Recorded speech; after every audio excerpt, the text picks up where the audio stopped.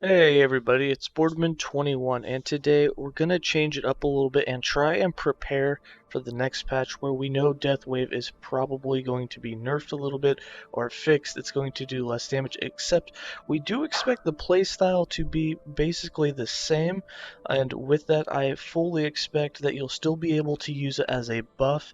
Maybe it won't do as much damage, but it should still be able to buff other skills, and with that we wanted to find another skill that we could synergize with it quite well. And first up we have Life Drain, and we're going to be using Life Drain as just kind of a cast and leave it and kite enemies into it, or in the monolith, just leave it behind us.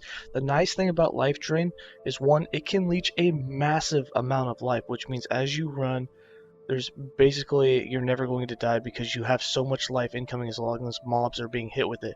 You can get your mana back incredibly fast, which means that even though it has a ridiculous mana cost of over 100, you can still cast it pretty often between the mana you get back on Rip Blood and Transplant.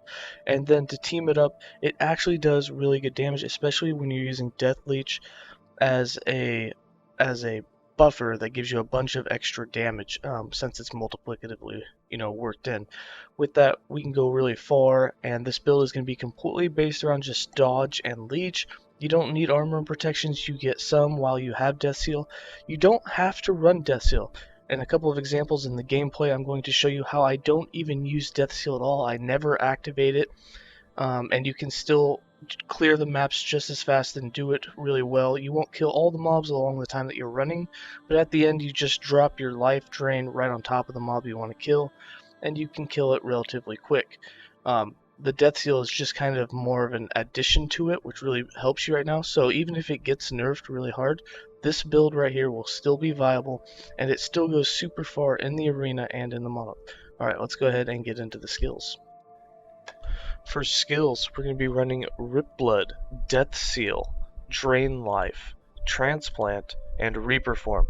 Now, I know a lot of people don't want to build around Death Seal because of its brokenness. However, like I just said, this is not going to be a build based around Death Seal. This is actually based around Drain Life. However, Death Seal, when we do activate it, will give us a buff for its increased damage per missing health and some survivability. You do not have to run Death Seal in this build. The damage increase is nice, but you can run a different skill like Wandering Spirits if you want and still do great with this build. I do expect that Death Seal will still be a buffing ability in the next patch, so therefore this build will still be viable. We'll have to wait and see when it comes out to make sure, but however, this is a good setup if Death Seal does take a huge nerf to its damage. Alright, for Rip Blood, we have 1 point in Eviscerate, 7 points in Crimson Flood, 5 points in Splatter, 2 points in Hemomancer, 2 points in Quenching, and 3 points in Mana Feast to get our mana back. The first question you're probably going to say, or our first comment, is going to be the 7 points in Crimson Blood. When you have Rip Blood procced from Transplant, it doesn't really seem to get that area of effect, so these are a wasted 7 points. You can do whatever you want with those points if you want more poison chance or anything. However, Rip Blood is not really getting our damage. The only thing that we're using the Rip Blood for is the double splatter, so that we can get the mana back when it hits mobs, so that our mana gets filled up relatively quickly every time that we transplant. With Transplant, you'll get that 30% mana back, and then you'll get all these hits with +6 mana grant for the Blood Orbs. For Death Seal, we're just using this as a damage boost and for some extra buffs. It does still have Death Wave, so you're still going to get some Leech and do some kills with that just to speed things up. But even if that takes a nerf in the next patch and does half or even a quarter of the damage it does now, this build will still be viable. We have 3 points in Moratorium, 1 point in Soul Stability, 1 point in The Quick and the Dead, 2 points in Carry On Breath, 5 points in Corrupted Consciousness, 1 point in Mortal Pulse, 3 points in Tachycardia, 3 points in Desperate Shroud, and 1 point in Deadlock. For Death Wave, we have this set up as a cast and forget. You're just going to want to cast it into the group of mobs, or cast it to where you know the mobs will kite, follow you, and run through it. And for that, it's going to be targeting a bunch of the mobs, up to, I believe, 13 of them total, which is going to allow for you to get a massive amount of leech. Especially since you're in Reaper form, you have over 100% leech of your damage, and it's crazy how fast this can fill your life up, even though it doesn't even hit super hard. we have 4 points in Condemnation, 1 point in Contempt, 1 point in World of Conviction, 3 points in Unholy Mass, 3 points in Thought Steal, 2 points in Ravenous, 2 points in Instability, 1 point in Dark Shackles, 2 points in Enduring Night, and 1 point in Grasp of the Damned. Now, just the base leech on this is 30% of the damage you do. On top of the fact that Reaper gives you 40% increased leech, you have multiple sources of leech in the passive tree, and you have some idols that will also give you leech if you use those instead of the HP ones.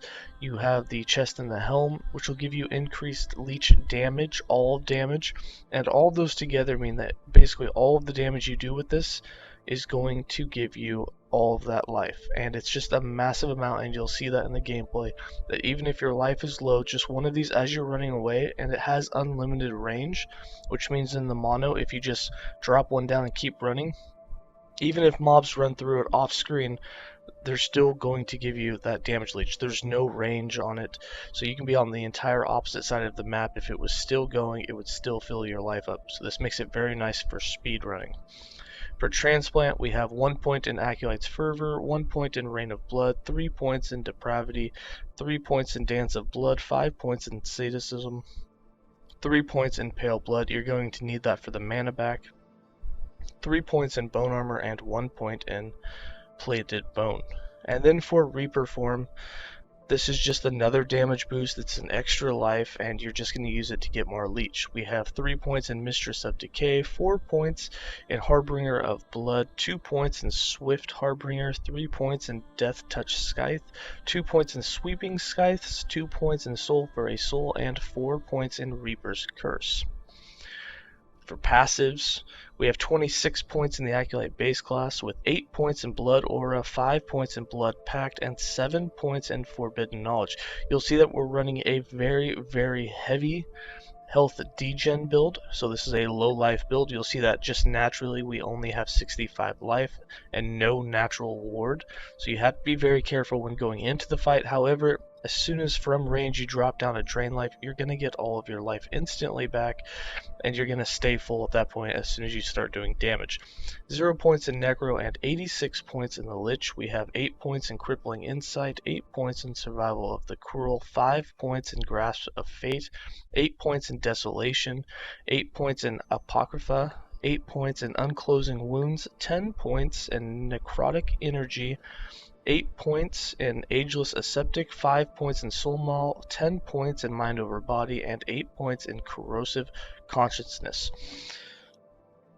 For items, we have 2 types of idols that we're running. The first is going to be increased damage while transformed with increased cooldown recovery speed with Transplant, so that you can get your mana back even faster.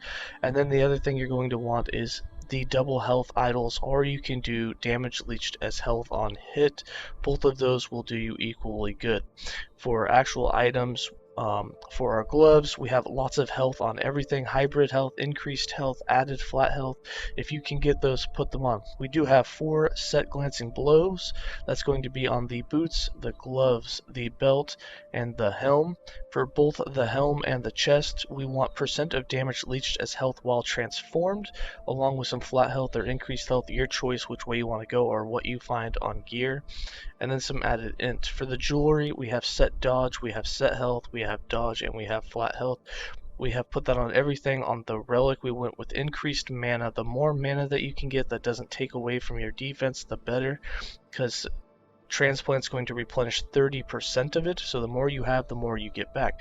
If you can get to 300 mana, then every time that you transplant back, you'll have enough mana to cast Life Drain again, which means every 3 seconds you'd be able to cast it, which is actually really fast and would do really good damage, and it's basically going to make sure that you always have an income of life. And then for the weapon, we have increased spell, increased necrotic, added mana, and plus all attributes on the weapon.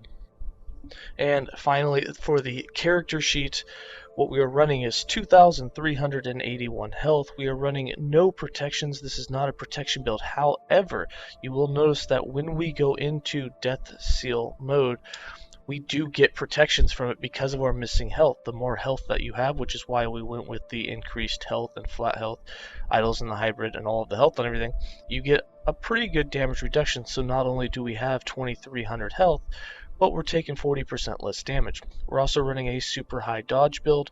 We're sitting at 62%. This doesn't go up or down. There's no skills that improve it. You can, however, if you want, put a dodge increase on potion use, and that will increase the amount for a few seconds. We have 100% glancing blow. We do not have any critical strike avoidance. For our damage stats, we're sitting around 200 to 400%. We have 400 in the necrotic and in the spell damage range. When you go into Death Seal, you'll see we instantly boost that to 1000% in both of those. I don't expect it to jump that high once this skill is fixed. When we go into Reaper, we get even more. We jump to 1400 and 1500, which means your damage is absolutely crazy with life drain. And with those two mixed together, you'll see that your leech is just absolutely ridiculous. You don't have a way to see it. But here is our defense stats, our minion stats, which we don't use, and then we have other stats. You will notice that in our stats we have ignite damage, which we don't use. There's no poison damage, there's no bleed damage. However, when you transplant, there'll be a little bit of that. We get 400 health on potion use, and that's it. Alright, I'm gonna go ahead and give you guys some gameplay.